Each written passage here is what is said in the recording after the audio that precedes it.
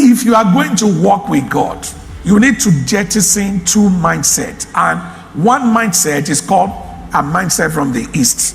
Another mindset is called a mindset from the west. Everything about wisdom that is not found in scripture is usually from the east or from the west.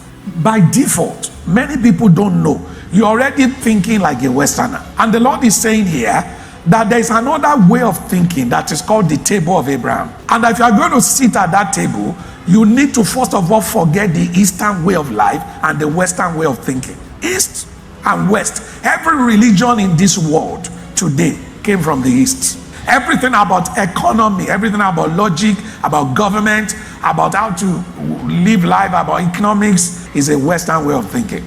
And the Lord is saying, for you as a believer, both sides will not work for you. That if you want to experience God's best in this country, there's a higher way of thinking. That's what Jesus is saying here. That is neither Eastern and it's not Western. It's kingdom. He said, what happened to this centurion?